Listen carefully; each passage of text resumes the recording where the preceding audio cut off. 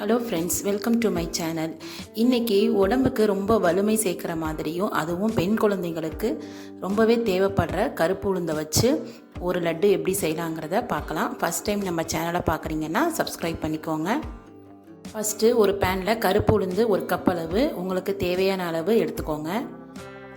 இதை நல்லா பொன்னிறமாக வறுத்துட்டு நல்லா ஆற வச்சிடணும்.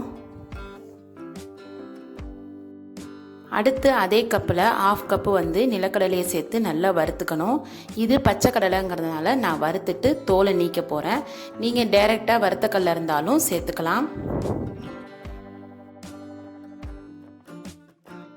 ஒரு பிளேட்டில் மாற்றிட்டு ஆற வச்சிடலாம். 3 டேபிள் ஸ்பூன் பொட்டுக்கடலை சேர்த்துட்டு அதையும் நல்லா பொன்னிறமாக வறுத்துட்டு அது கூட சேர்த்துருங்க. அடுத்து 2 டேபிள் ஸ்பூன் பச்சரிசியை சேர்த்துட்டு நல்லா பொரியரிசி மாதிரி நல்லா பொரிச்சுக்கணும்.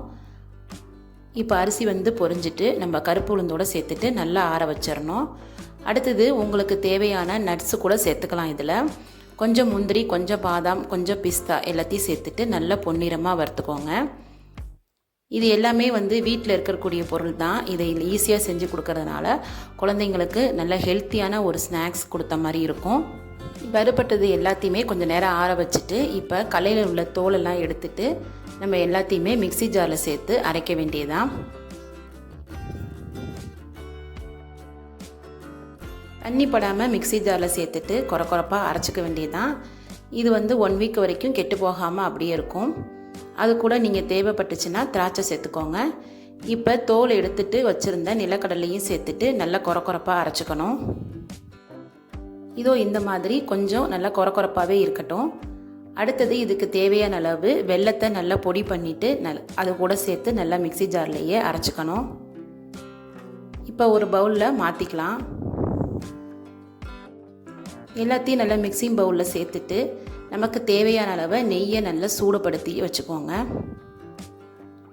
நெய் இப்போ நல்லா ஹீட் ஆகிடுச்சு. நம்ம அரைச்சி வச்சுருந்த மாவு கூட கொஞ்சம் கொஞ்சமாக சேர்த்துட்டு நல்லா கிளறி விட்டுறணும். நெய்யை நல்லா ஹீட்டாக ஊற்றி நல்லா மிக்ஸ் பண்ணும்போது தான் உருண்டை பிடிக்க வரும். அதனால் நல்லா கிளறி விட்டுருங்க. தேவைப்பட்டால் இன்னும் கொஞ்சம் நெய் சேர்த்துக்கலாம்.